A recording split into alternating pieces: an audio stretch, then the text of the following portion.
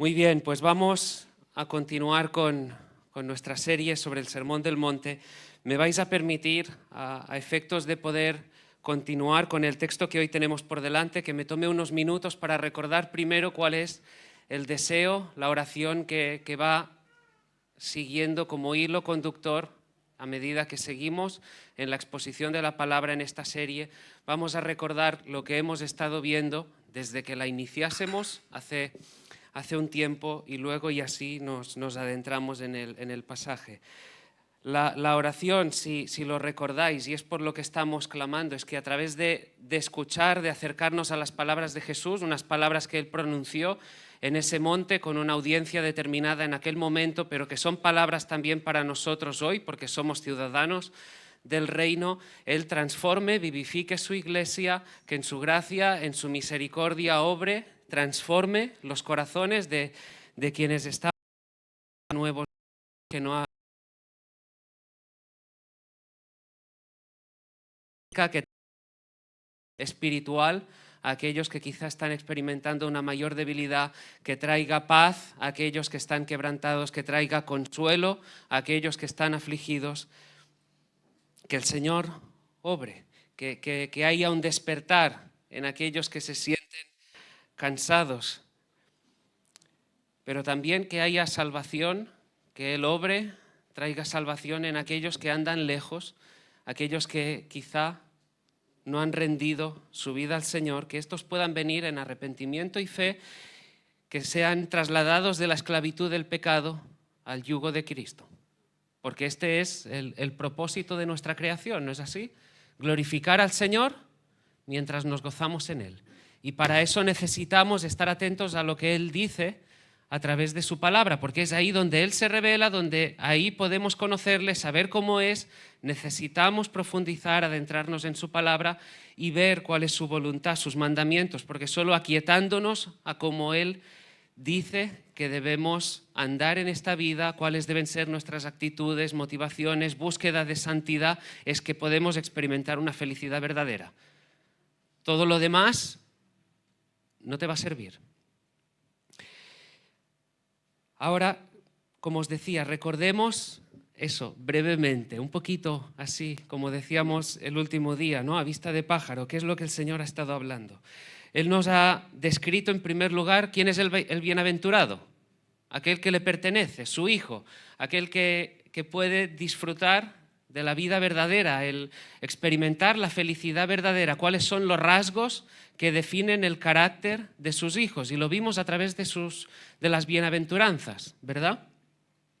Una vez tenemos claro cuando Jesús ha sido glorificado en el corazón de la persona por medio de la obra del Espíritu, ese bienaventurado tiene una misión, ¿verdad? Es sal, es luz en medio de este mundo caído, en medio de una generación torcida, perversa. Tenemos ese llamado de alumbrar. Somos luz, somos sal, y como sal hay ese deber de preservar, ese deber de dar sabor, pero también esa función de dar sed. Que aquel que está vagabundeando por ahí, corriendo de un sitio a otro, buscando la felicidad, diga, ¿qué es lo que tú tienes? ¿Dónde está la abundancia? ¿Dónde está la plenitud? ¿Dónde está esa fuente que te da ese gozo? Y así puedas mostrar al Señor Jesús. Vimos a Jesús describiendo, por tanto, el carácter, apuntando a cuál es la misión, pero no se queda ahí. Nos dice que vuestra justicia sea mayor que la de estos notables, esta autoridad del momento, estos escribas y fariseos que están preocupados por sí mismos, que solo quieren buscar el aplauso de los demás, que su justicia es de cara a la galería, que están preocupados de lo externo, no de lo interno, y Jesús apunta al corazón, ¿verdad? Y Jesús nos habla acerca de los deseos, los anhelos. Su mensaje apunta siempre al interior, y es por eso que vimos, ¿verdad? Sabía Jesús muy bien con todo aquello con lo que tendríamos que lidiar, la mundanalidad, una de esas tantas cosas, y nos habla acerca de esa mundanalidad, afirmando en primer lugar, donde esté tu tesoro, ahí está tu corazón. No le declares tu amor a las cosas del mundo, ni a las cosas del mundo. ¿Cuáles son tus prioridades? Analiza, mira, porque ahí está tu tesoro. Donde esté tu tesoro está tu corazón. Esa es la primera forma de la que se viste la mundanalidad. Después nos dijo, cuidado con el afán y la ansiedad. La segunda forma. Y nos decía, ¿verdad? La vida es más.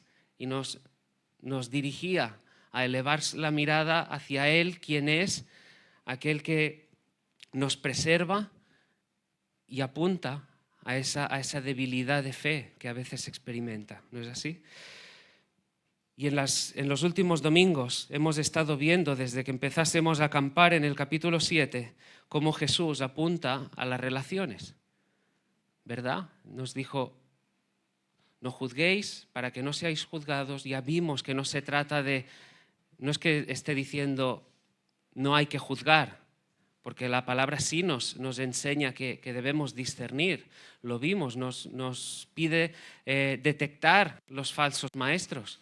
Nos lleva a analizar también cómo es el carácter de las personas, cuál es el fruto que se está evidenciando o no en los demás. Pero de lo que alerta es del orgullo. Cuidado con ese espíritu hipercrítico que te lleva a censurar, cuidado con eso que te lleva a criticar, a emitir una sentencia que ya está condenando porque no tenemos todos los elementos de valor. Pero también lo vimos en el último mensaje, ¿verdad? Nos dice, no deis lo santo a los perros, ni echéis vuestras perlas a los cerdos.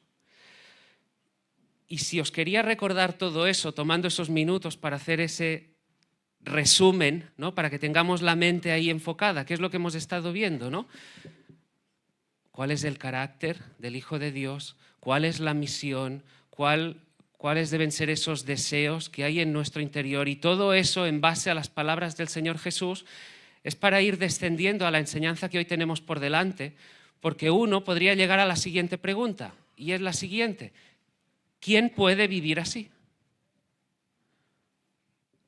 ¿Quién puede conseguir vivir de esta forma? Que todas estas bienaventuranzas, todos esos rasgos que el Señor Jesús está describiendo, que definen la actitud del creyente, ¿quién puede presentarlos? ¿Cómo llevar a cabo esa misión? ¿Quién puede llevarla a cabo? Porque, hermanos, si somos honestos, vemos todo lo que nos falta, ¿no es así? Espero que el Señor, en su gracia, a medida que hayamos ido avanzando en esa serie de predicaciones, más de uno aquí se haya sentido expuesto. Si te has visto expuesto, gloria al Señor. Porque debemos examinarnos a la luz de la palabra, ver qué es lo que Él demanda de nosotros, ver dónde estamos y decir, Señor, te necesito, debo seguir avanzando hacia allí. Y claro, uno a veces puede que diga, reconozco mi orgullo, reconozco mi rebeldía, no soy ese humilde que debería ser, no tengo la paciencia ni la mansedumbre que debería tener. En las bienaventuranzas se dice que somos pacificadores y más bien soy de los que echan leña al fuego. Si es que quizá no eres el que genera el conflicto. En casa, con tu matrimonio, con tu esposa, con tu marido, con tus hijos, en el trabajo, allí donde estás.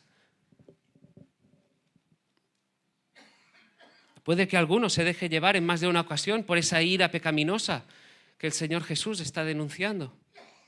Puede que en algún momento te hayas venido arriba y has pensado que ahí donde estás es porque tú te lo has ganado, tú te lo has merecido, que ese lugar de trabajo que has conseguido es porque lo has hecho bien, que es por tu sabiduría, por tu inteligencia, por tus fuerzas, que qué bien, que cuánto me lo he currado.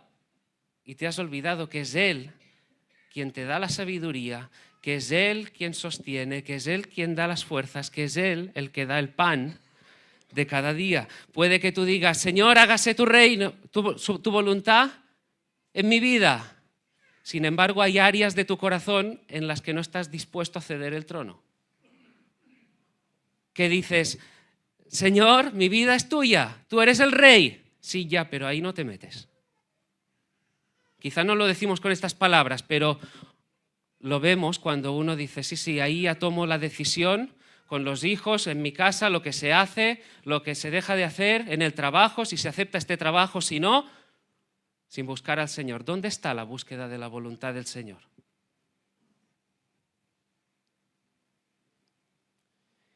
¿Cuántos aquí nos reconocen que hay actitudes, emociones, sentimientos que deberían cambiar?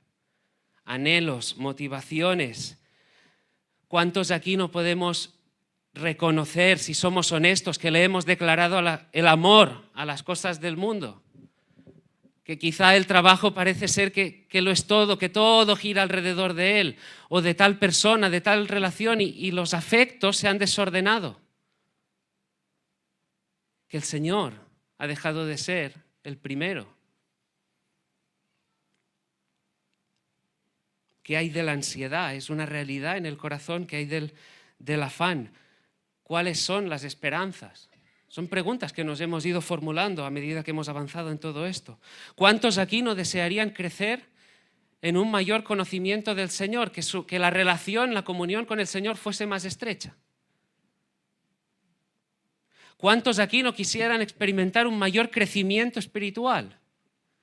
¿Cuántos aquí no quisieran evidenciar en una mayor medida el fruto del Espíritu? ¿Cuántos aquí no quisieran, a medida que avanza la vida, a medida que nos encontramos con problemas, aflicciones, sufrimientos, afrontarlo sabiendo que hay alguien que gobierna, que hay alguien que sigue sentado en el trono y teniendo una palabra para cada momento de la vida? Para que en verdad le podamos glorificar, para que en verdad en el momento en el que nos encontremos podamos gozarnos en Él. Ahora, si te has sentido identificado en alguna de estas preguntas, a medida que hayamos ido avanzando en ese examen, si te preguntas cómo hacer, si te preguntas cómo llegar, cómo conseguirlo, cómo lograr esos cambios, si te has sentido identificado en alguna de esas cosas, fíjate cuánta gracia, cuánto amor de parte del Señor. Ven conmigo a Mateo 7, versículos del 7 al 11.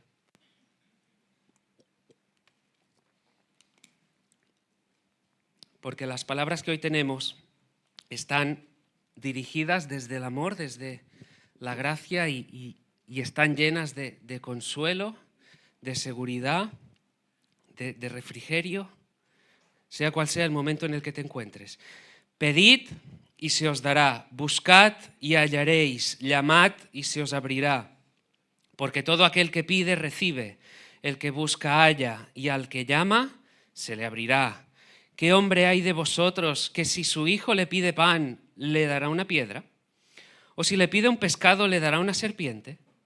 Pues si vosotros, siendo malos, sabéis dar buenas dádivas a vuestros hijos, ¿cuánto más vuestro Padre que está en los cielos dará buenas cosas a los que le pidan? No hay duda que aquí nos encontramos ante una de las promesas más grandiosas, más gloriosas que podamos encontrar en las Escrituras de parte del Señor. Palabras, como decíamos, llenas de gracia para cada uno de nosotros, para cada uno de los hijos. Ahora, para evitar caer en cualquier tipo de error, evitar confusiones, Jesús no está hablando aquí de provisiones materiales. Por eso he querido tomarme unos minutos para recordar todo lo que hemos estado viendo a lo largo de esta serie de predicaciones. Jesús nos está diciendo, mira, aquí tienes un cheque en blanco, pide lo que quieras. Todos tus caprichitos materiales, pídemelos, serán tuyos. Algunos lo entienden así, algunos entienden un texto como este en el sentido de decir, oye, tú pide, el Señor te lo dará, si no lo tienes es porque no lo has pedido. Hermano, hermana, si no tienes esto es porque te falta fe. Tú pide. Algunos incluso van un paso más allá, declarando que ya es suyo. Hermanos, no es hacia dónde está apuntando el Señor. Agarrarse a un texto como ese, un texto tan precioso como ese. Una promesa tan hermosa, inmensa de parte del Señor como esa. Y darle un sentido que no tiene, lleva a las personas al error.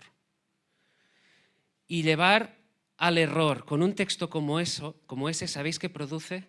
Amargura, desesperación y desesperanza. Así que vayamos a ver lo que el Señor está diciendo, porque de lo que se está hablando aquí es de una provisión espiritual. En el paralelo, en Lucas 11, versículo 13, dice: pues si vosotros siendo malos sabéis dar buenas dádivas a vuestros hijos, ¿cuánto más vuestro Padre Celestial dará el Espíritu Santo a los que se lo pidan?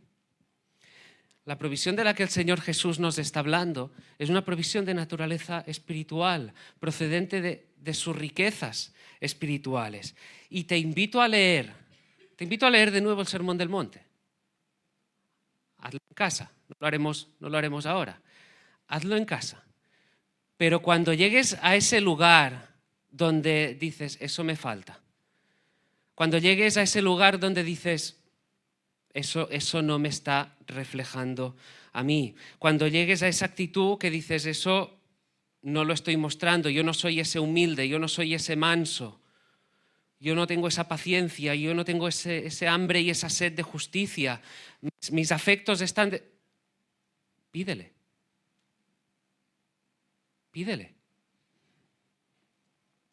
Cuando la ansiedad empieza a aflorar, dirígete al Señor, acude al trono de la gracia. Pídele con confianza, sabiendo que Él escucha y que Él está dispuesto, quiere dar y quiere ayudar. Textos como este expone nuestra necesidad. Textos como este exponen nuestra necesidad, la necesidad imperiosa que tenemos del Espíritu. La provisión diaria del Espíritu, su guía, que Él obre en nosotros. Y debemos reconocer nuestra necesidad. Porque hemos sido salvados, hemos sido redimidos, santificados, apartados por parte del Señor, pero todavía hay restos de pecado en nosotros. Hay esos vestigios. Hay mucho por lo que todavía debemos orar, para seguir avanzando, para seguir creciendo en ese proceso de santificación, para seguir avanzando hacia la madurez. Necesitamos la provisión del Espíritu, necesitamos la ayuda del Señor. Y las palabras del Señor Jesús evidencian la necesidad que tenemos. Estás necesitado, estamos necesitados. Si te crees autosuficiente, lo dijimos hace unos días, lo repito, no lo eres. Tú no te bastas. Y si crees que sí, estás muy equivocado y eres un rebelde, una rebelde. Necesitas al Señor. Pedid y se os dará, buscad y hallaréis, llamad y se os abrirá. 3 exhortaciones, 3 mandatos. Pedid, buscad, llamad. 3 exhortaciones que están dentro de un ejercicio, una disciplina preciosa, la oración. ¿Te das cuenta? El Señor Jesús nos está diciendo, orad. Y la oración es una bendición. La oración es una bendición y así debemos verlo. Hemos sido reconciliados con el Padre por causa de los méritos de Jesús. La comunión ha sido restablecida. Podemos dirigirnos al Padre con confianza, sabiendo que nos escucha. Y la invitación es mayúscula. Sin embargo, ¿cuántas veces ocurre que estamos desviados? ¿Cuántas veces no ocurre que estamos desenfocados? Que subestimamos, incluso así diciéndolo, el poder de la oración. O que buscamos en nuestras fuerzas en vez de levantar la mirada a aquel que está ahí para ayudarnos. Jesús está diciendo algo así como, te lo digo en serio. Te lo digo en serio, quiero que lo hagas. Quiero que ores. Pide ayuda, pide al Padre lo que necesitas, busca al Padre para que te ayude. Llama a la puerta, Él está detrás de ella. Dispuesto a abrir, te dará lo que necesitas. Pide, busca, llama. Te lo digo hasta en 3 ocasiones. Pide, busca, llama. Quiero que disfrutes de la ayuda del Padre. La primera invitación, fijaros, pedid. Pedid. Si somos honestos, dejando de lado todo orgullo, reconocemos nuestra necesidad. Sabemos de lo que tenemos necesidad. Cuando pedimos, sabemos que hay algo que nos falta, ¿no es así?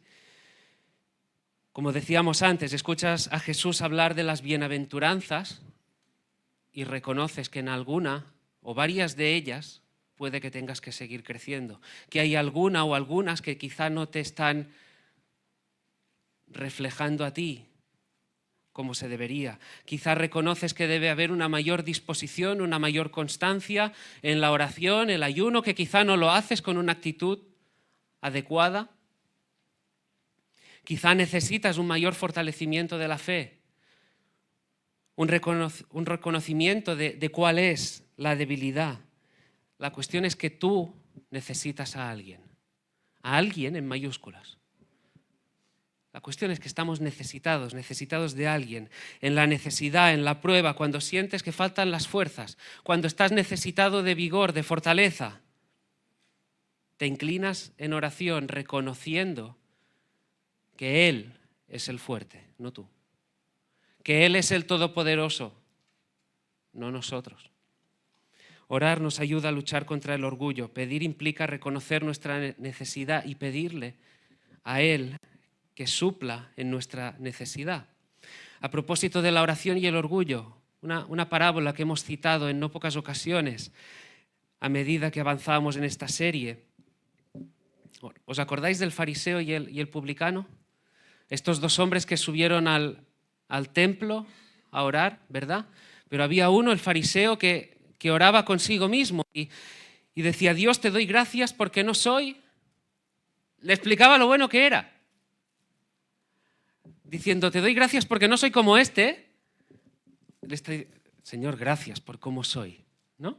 Sin embargo, la actitud del otro era bien distinta. Casi que sin poder mirar, sin levantar la mirada al cielo, golpeándose al pecho, dice: Señor, sé propicio a mí, que soy pecador. Sé propicio a mí, que soy pecador. Cada uno de ellos volvería a su casa aquel día, pero en una condición muy distinta. Para pedir es necesario que el Señor nos permita ver cuál es nuestra necesidad, cuál es nuestra debilidad, y así podamos buscarle a Él pidiendo por ese suministro que en su gracia nos va a dar en cualquiera de las áreas que sean. Y ahí es donde nos encontramos con Él, en la oración. Ahora, como os decía, hay tanto por lo que pedir. ¿No es así? Y el Señor dice: pide. Y yo hice tan solo una lista, de decir, ¿por qué podemos pedir? Mira, pide que siga formando el carácter de Cristo en ti. Pídele por eso. Si tú ya estás en Él, si tú ya eres un hijo o una hija de Dios, pídele que siga formando el carácter de Cristo en ti. El amor, la misericordia, la gracia, la paz, la paciencia, la mansedumbre, el dominio propio, el celo y el temor del Señor, que forje eso en ti. Pídele para que te fortalezca en medio de la prueba, en el valle de la aflicción. Pídele que te permita mantener la mirada en alto cuando estés en el sufrimiento, que estés ahí anclado en esa roca fuerte. Pídele por el fortalecimiento de la fe cuando te sientas débil. Pídele por un mayor discernimiento, que es esa sabiduría a la hora de poder tomar decisiones. Pídele por tu hogar, pídele por tu marido, pídele por tu esposa, pídele por tus hijos. Padres, ¿pedís por vuestros hijos? ¿Pedís? Hombres, por vuestras esposas. Mujeres, ¿pedís por vuestros maridos? Padres, vuestros hijos, lo primero que necesitan es la salvación. Lo primero que necesitan vuestros hijos, los jóvenes, es la salvación de su alma. Lo primero que necesitan los hijos, más allá de ver cumplidos o tener según qué caprichos quieran, lo primero que necesitan es la salvación de su alma. ¿Oras por eso? Porque si no han rendido su vida al Señor, están hoy perdidos. ¿Oras por eso? Ponga el Señor un sentir, una carga profunda en los padres de esta congregación para orar por los hijos de esta congregación. que tengamos ese discernimiento, esa mirada nítida, de decir cuál es la mayor necesidad. La mayor necesidad no es que tengan la felicidad que el mundo dice que es, sino que estén rendidos a los pies del Señor, que en verdad digan que Jesús es su Señor y Salvador. Cualquier otra cosa es en vano. Es en vano. Pídele por la iglesia, pide por la iglesia local, que el Señor nos guíe, que el Señor permita seguir creciendo juntos como iglesia, perseverando juntos en la doctrina, en oración, en comunión. Pídele por todo eso. Pide porque Él escucha, atiende, quiere atender. Pero dice, pedid, y sigue diciendo, buscad. Y a medida que avanzamos en el pasaje, vemos como que se va intensificando, ¿no es así? Jesús nos invita a orar, pero vemos que hay una mayor intensificación, que busquemos. Y buscar implica ponerse en marcha. Buscar implica ir en pos de aquello por lo que tú estás pidiendo. Buscar implica no quedarse con los brazos cruzados. Buscar es cuando uno tiene un anhelo muy sincero, algo que realmente se ajusta a la voluntad del Señor, como poníamos ese ejemplo, ¿no? Oye, sabemos que el Señor llama a los hombres a liderar en un sentido espiritual, ¿vale? ¿Qué hacemos? Pues ponte manos a la obra. Hombre, busca. Adelante con eso. Es un ponerse en marcha. Quizá le estás pidiendo por una mayor sabiduría para conocer su voluntad.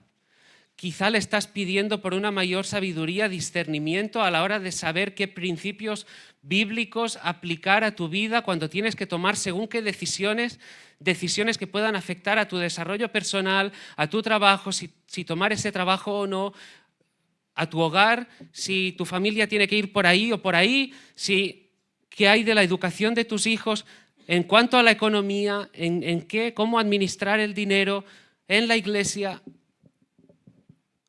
¿Quieres sabiduría para aconsejar a otros, para dar una palabra del Señor a otros? Y uno dice, ¿y qué hago? Pues abre tu Biblia. Empieza por leer. No te quedes de brazos cruzados ahí en el sofá. Ese deseo tan noble que tienes de seguir creciendo, pues haz aquello que el Señor te ha dado su palabra, para que le puedas conocer, para que puedas seguir creciendo en el conocimiento de Él, para que puedas saber cuál es su voluntad. Adéntrate, profundiza ahí. Pongámonos en marcha. Busca lo espiritual. Tal vez le pides por tus hijos. Insisto de nuevo con los niños. Pides por ellos. Pides que crean en el Señor, que le reconozcan, como decíamos, como su Señor, como su Salvador.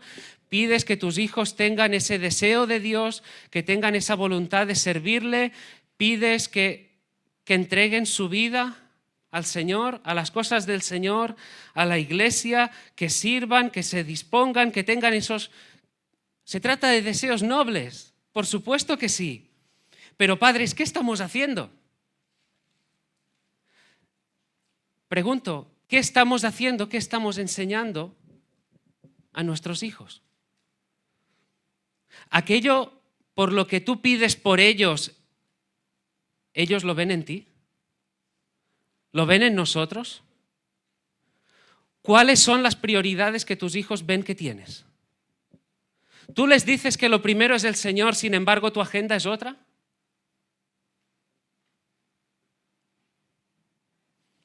Tú les hablas de un determinado carácter, de crecer en un carácter determinado y sin embargo, ¿en ti no hay nada de todo eso? ¿Cuáles son las palabras que escuchan en el hogar? ¿Ven una coherencia entre lo que predicas y lo que haces, lo que sientes? Les dices que lo primero es el Señor, pero cuando hay una actividad, la adoración congregacional del domingo pasa a un segundo o tercer lugar. Por supuesto, puede haber días puntuales en los que uno pueda faltar un domingo, pero la clave está en el término puntual. La clave está en el término puntual. No hacer de estas ausencias algo regular. Que hay actividades, pasatiempos, que pasen por delante del día del Señor. Y como padres deberíamos tomar eso como una responsabilidad. Como una responsabilidad. Porque el Señor, si es nuestra prioridad, Él es la prioridad. También el domingo, a la hora de reunirnos juntos como iglesia, para adorarle, para recibir su palabra, para que los hombres, si decimos que queremos liderar, que queremos proveer en casa, sepamos cuál ha sido la palabra predicada el domingo, para que podamos nutrir a los de nuestra casa. Y esa es una responsabilidad que no debemos abandonar. Hombres, no podemos abdicar en ese sentido. Si hay actividades a las que se tiene que decir, pues si es en domingo, no. Por amor a los hijos, por amor a la familia, se dice no. Porque el primero es el Señor. Recuerda que tus hijos aprenden con lo que ven. Ayer se lo compartíamos a Isaac.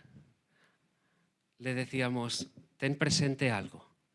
Los niños, desde que nacen, están observando. Te están mirando. Observan qué es lo que hace su padre, su madre. Aprenden a través de la observación. Sé cuidadoso. En el temor del Señor, sé cuidadoso. Fijaros, son varios los textos que nos hablan de buscar. En Primera de Crónicas 16:11 dice, buscad a Jehová y su poder, buscad su rostro continuamente, haced memoria de las maravillas que ha hecho, de sus prodigios y de los juicios de su boca. El Salmo 27:8, mi corazón ha dicho de ti, buscad mi rostro, tu rostro buscaré, oh Jehová. Colosenses 3:1-2, si pues habéis resucitado con Cristo, buscad las cosas de arriba, donde está Cristo sentado a la diestra de Dios. Poned la mira en las cosas de arriba, no en las de la tierra. Mateo 6:33. Buscad primeramente el reino de Dios y su justicia. Son varios los textos que apuntan a ese buscar, a ese moverse, ponerse manos a la obra, en marcha. Mirad, decíamos al principio, os decía, una de las oraciones la oración que va siguiendo es que a medida que escuchamos al Señor Jesús, Él obra en los corazones. Tantos somos aquí, tantos estados distintos en los que se puedan encontrar las personas, hombres, mujeres, jóvenes, chicos, chicas. ¿Te encuentras en un momento de debilidad? Busca al Señor. ¿Te encuentras deprimido, ansioso, que parece que nada? Busca al Señor. A alguien el otro día le decía, tienes tiempo. Y quizá tienes que reorganizar, pero busca al Señor. Insisto de nuevo, reuniones, estudios, reuniones de oración, hombres y mujeres. Me parece una rebeldía muy seria que tengas disponibilidad. Y voy insistiendo en eso, me permitís que sea machacón. Me parece una rebeldía muy seria, una falta de amor, y así lo digo, una falta de amor a tus hermanos, que tengas disponibilidad el viernes y faltes a una reunión de oración. Me parece una falta de responsabilidad, me parece una falta de amor. Me estás privando si no vienes, de la bendición de crecer junto a ti. Nos necesitamos mutuamente. Y la membresía de esta iglesia ha firmado de su puño y letra, se ha comprometido, quien forma parte de la membresía de esta iglesia, a procurar por el crecimiento espiritual de los demás. Te pregunto, si no vienes los viernes, ¿dónde estás? Pide, busca al Señor, búscalo junto a los demás. La tercera invitación, llamad. Con la búsqueda intensificamos, con la llamada insistimos. ¿O no es así? Es lo que hacemos cuando no nos abren la puerta. ¿No te has encontrado en alguna ocasión que llegas a casa sin las llaves? Que es tarde por la noche y dices, ¿dónde están las llaves? Y a menos que quieras pasar la noche en el rellano, en el jardín con el perro o en la calle, ¿qué haces? Llamar. Y si no abren, llamar. Y si no, y más fuerte. Y no lo hago porque si no... Llamas al teléfono y no te lo cogen. ¿Y qué haces? Volver a llamar. Mandas un mensaje por WhatsApp, sabes que lo ha leído porque el doble clic ese azul así lo delata y ves que no te contesta y ya empiezas... ¿No lo has visto? Sí que lo has visto, sé que lo has visto, contéstame. Insistes, llamamos, insistimos. La idea aquí es pedir, buscar, llamar, pedir esa ayuda, clamar por esa necesidad, sabiendo que hay alguien detrás de la puerta. Y es una llamada por fe. No ves detrás de la puerta, pero sabes que hay alguien detrás de la puerta. Y no estamos hablando de alguien en minúsculas, no estamos hablando de un cualquiera, estamos hablando de alguien en mayúsculas.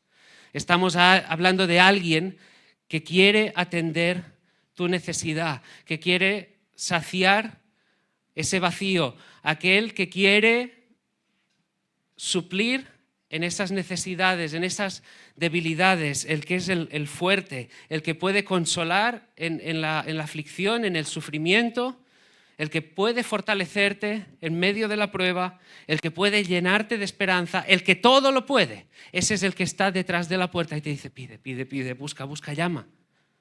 Te quiere, se quiere encontrar contigo, quiere abrir esa puerta, quiere encontrarse contigo, el todo suficiente, el todopoderoso, el alto y sublime, el Dios verdadero. Ese es. Y como digo, no solo está ahí, sino que quiere abrir la puerta, quiere encontrarse contigo.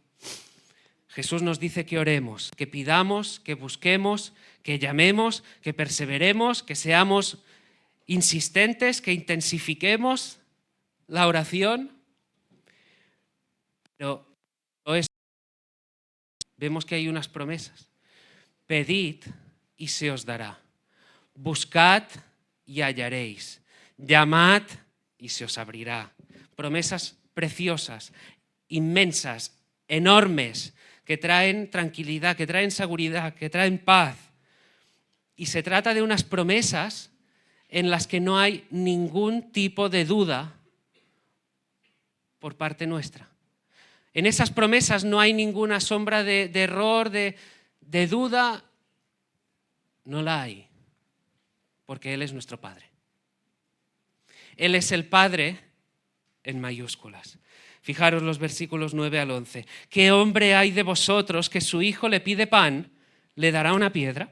O si le pide un pescado, le dará una serpiente. Pues si vosotros, siendo malos, sabéis dar buenas dádivas a vuestros hijos, ¿cuánto más vuestro Padre, que está en los cielos, dará buenas cosas a los que le pidan? Fijaros que Jesús vincula el cumplimiento de la promesa a quién es Dios por nosotros, nuestro Padre. Subráyate eso, es nuestro Padre. Una afirmación de la que se deriva una enseñanza clara de este pasaje. Esa promesa no es para todos. Esa promesa de pide que se te dará, busca que hallarás, llama que se te abrirá no es para todo el mundo. Tiene unos destinatarios concretos. Esa promesa es para sus hijos, para sus hijas.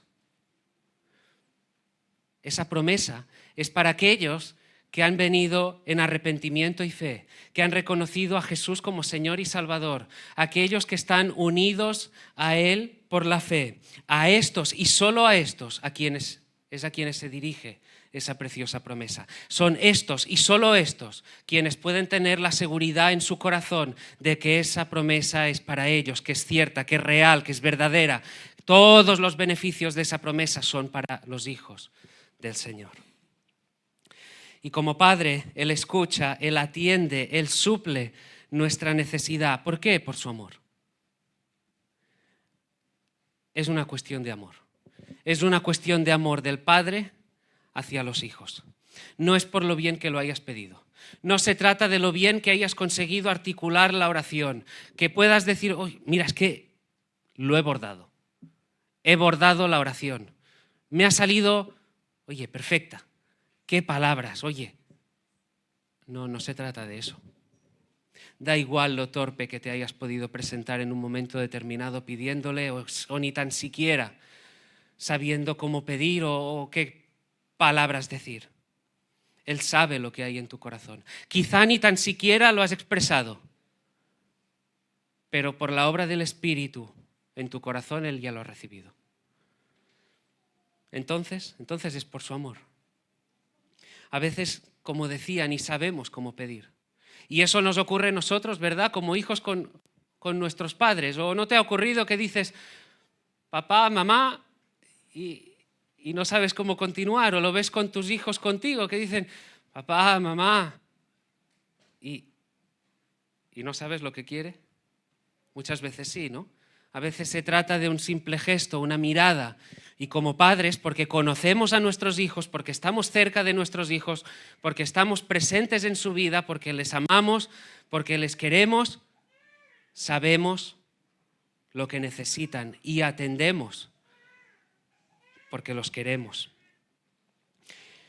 Dios responde en virtud de quien es nuestro Padre, escucha la petición, quiere atenderla, pero como decía, no por nuestros méritos, sino por los de Cristo. Por los méritos de Cristo que se entregó en la cruz del Calvario por nosotros, para que podamos tener esta comunión con el Padre. Pero fijaros que Jesús tampoco se queda ahí. Lo vincula a quien es Dios respecto a nosotros, nuestro Padre, pero además afirma nuestro corazón, levanta nuestra mirada dirigiéndonos a la perfecta, inmensa, eterna y santa bondad del Padre Celestial. Y lo hace con un ejemplo muy cercano, como vemos, hablando de nuestra relación padres e hijos. Y lo que Jesús dice, fijaros, dice, vosotros sois malos.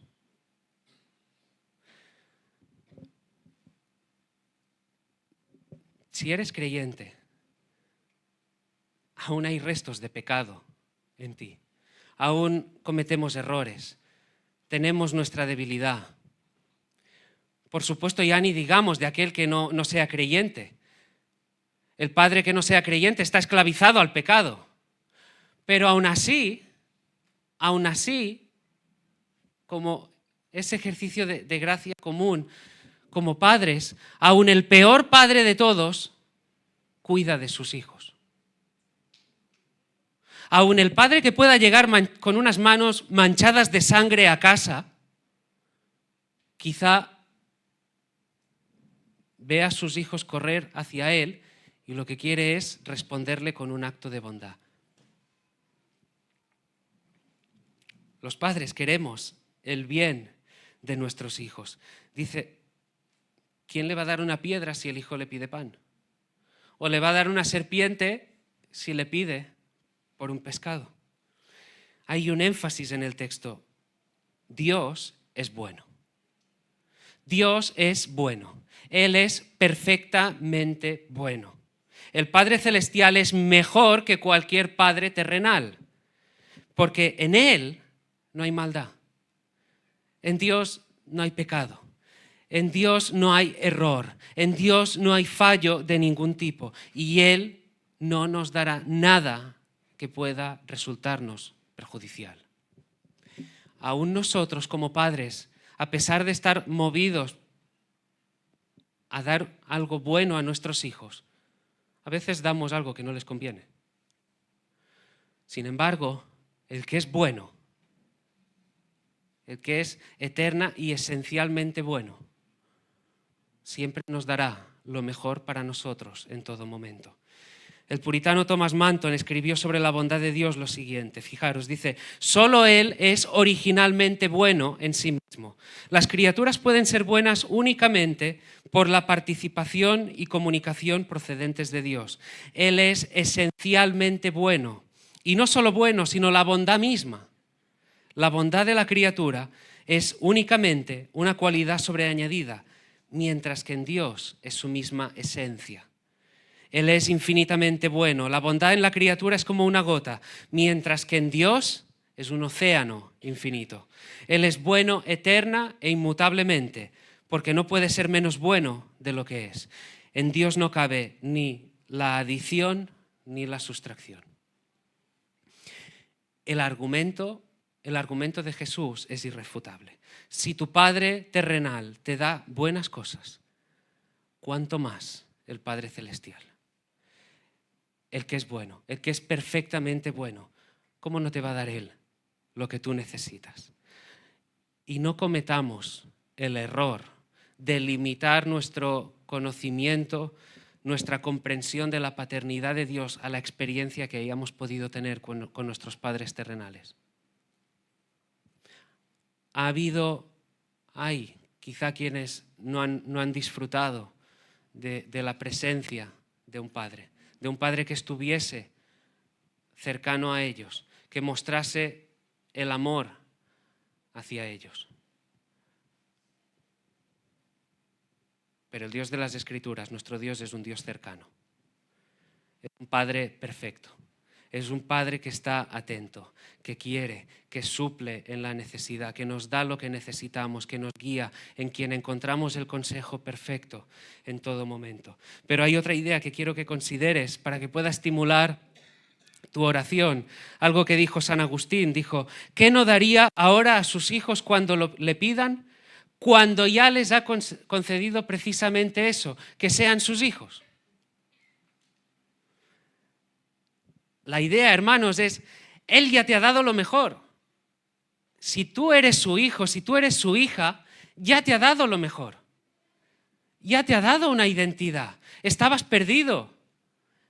Te ha dado una identidad preciosa en Cristo Jesús. Su bondad se ha desplegado más gloriosamente que nunca. Dices, ¿cuándo? Cuando envió a su Hijo, nacido de mujer, nacido bajo la ley, para que redimiese a los que estaban bajo la ley, a fin de que recibiesen la adopción de hijos. En el Evangelio la gracia, la bondad se manifiestan para salvación. Si te das cuenta, lo más que necesitabas, si tú estás aquí pudiendo decir que eres hijo, pudiendo decir que eres hija de Dios, ya te lo ha dado.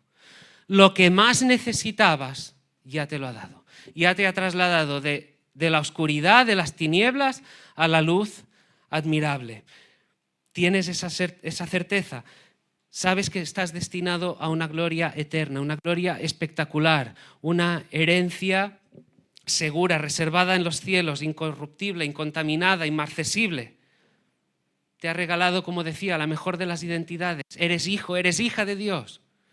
Y ahí está tu seguridad, ahí está tu esperanza. Herederos de Dios, coherederos con Cristo. ¿Qué más quieres? ¿Qué más queremos? Lo que más necesitábamos ya nos lo ha dado.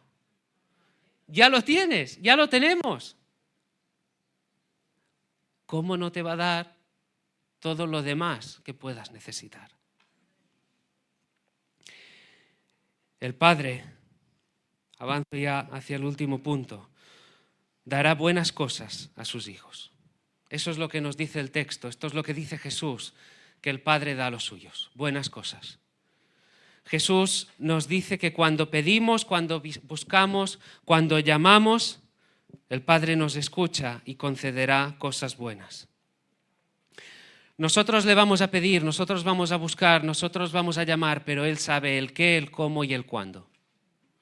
A veces va a concedernos justo aquello por lo que estamos pidiendo. A veces en el momento en el que estamos pidiendo. Y a veces cómo, de la manera. Pero habrá otras ocasiones en las que no sea así. Recuerda que Él sabe lo que necesitas. Él sabe cuándo lo necesitas. Y Él sabe cómo lo necesitas. Como también sabe lo que no necesitas.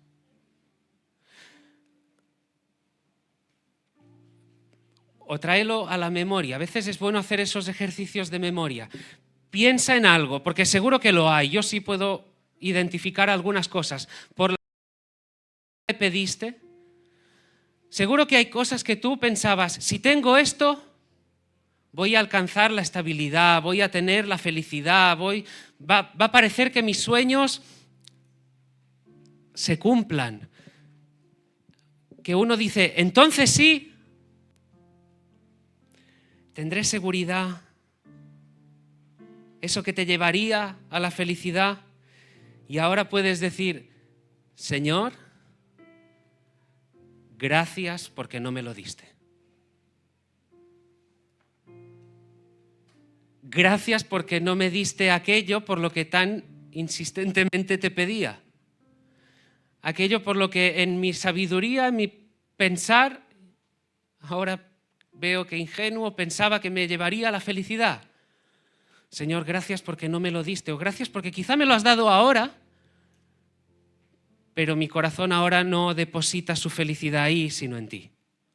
Y ahora puedo vivir esto sabiendo que es una bendición que tú me has dado, que la felicidad proviene de ti, no de esto, no de este trabajo, no de este matrimonio, estos hijos, bendiciones, por supuesto, de parte del Señor, pero nuestro corazón debe estar anclado en Él. Y cuando uno puede reconocer aquello que el Señor no nos dio o no nos lo dio en aquel momento, por lo menos os lo digo, en mi caso, mi corazón se alegra. Mi corazón se alegra en su bondad. Recuerdo una y otra vez que Él es un buen Padre, que Él sabe lo que necesito en cada momento, que Él sabe lo que es mejor para mí. A.W. Pink escribió, la bondad de Dios es la esencia de la confianza del creyente. La excelencia divina es la que más apela a nuestros corazones. Su bondad permanece para siempre y por ello nunca deberíamos desanimarnos. El Hijo de Dios sabe que el Padre es bueno. Sabemos que Él es bueno, que es el Dios de gracia, el Dios de bondad. Y ahí descansa nuestra seguridad.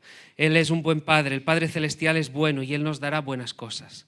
Nos dará lo bueno para nosotros, el Espíritu, la vida de amor, gozo, paz, paciencia, benignidad, bondad, fe, mansedumbre, templanza, lo que necesitamos para esa vida en el Señor. Virtudes que resplandecieron perfecta y preciosamente en el Hijo, en Jesús.